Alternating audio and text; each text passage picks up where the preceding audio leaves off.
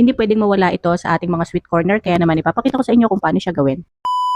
Una ang kailangan natin dito ay all-purpose cream, chilled siya dapat, and then 1 can na condensed milk. Yung condensed milk lagi kong nilalagay guys sa freezer para anytime na kailangan kong gamitin ay meron ng ready. And then ibit lang natin siya ng high speed or hanggang sa magdoble na yung kanyang volume. Ang ganda ng mixer ko, di ba? Para siyang KitchenAid, pero alam niyo ba na Paris Smith lang yan. So pagkatapos noon, igayak naman natin yung ating gagamitin na shooter glass. Disposable ito. Ang size na to ay 30 ml. Pwede kayong gumamit ng 50 ml. Pero ako laging 30 ml lang yung aking ginagamit, and then lagyan nyo lang ng Graham Crush as base. Pwede kayong gumamit ng mga moist cake or chiffon base. Bahala na kayo. And then lagyan nyo lang ng ating mixture. So sa mixture na yon, makakakuha tayo ng 70 peraso. And then bahala na kayo, pwede kayong maglagay ng flavor sa mixture nyo. Pero ako laging plain lang.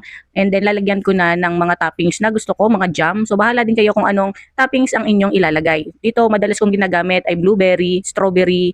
Ngayon naglalagay din ako ng kiwi or mga caramel. Meron akong nakikita ang ginagawa naman nila mga chocomus. So, pwede naman yon. Sabi ko nga sa inyo, bahala kayo guys. Ang paglalagay ng shooter dessert sa mga sweet corner nyo ay nagdadagdag attraction yan. Kaya ito hindi pwedeng mawala sa ating mga sweet corner. At sa paggawa naman nito, pwedeng ahead of time, gawin nyo na kasi minsan medyo lumalabnaw yung ating mixture or malabnaw yung pagmix nyo ng mixture nyo. Ang gawin nyo lang, i-chiller nyo lang muna. Pwede na wag nyo munang lagyan ng mga toppings. Minsan kasi ang toppings ay mabibigat yan. So, ang ginagawa ko doon, halimbawa, gabi pa lang gagawin ko na yung pinaka-cream, lalagay ko na siya sa ating mga shooters, and then kinabukasan or bago namin i-deliver saka namin ilalagay yung mga jam para sure talaga na hindi siya babagsak. And then ito, halimbawa mainit yung set-upan nyo, normal lang talaga nalalambot yan. So, ang gawin nyo guys, tanungin nyo muna yung client nyo kung anong oras ba yung event.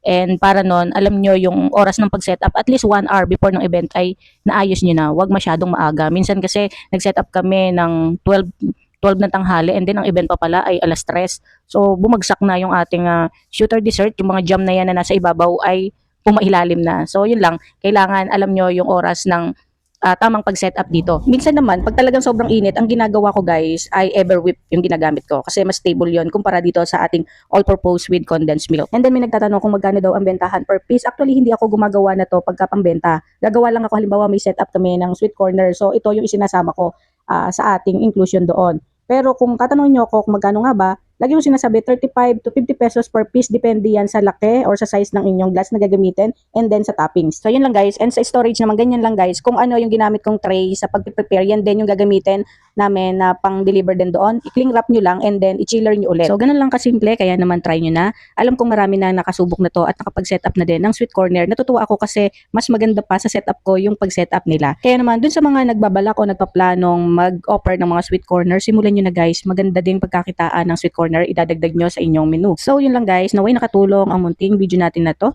Sabi ko nga ay sharing is caring. Thank you for watching guys. God bless you. Bye!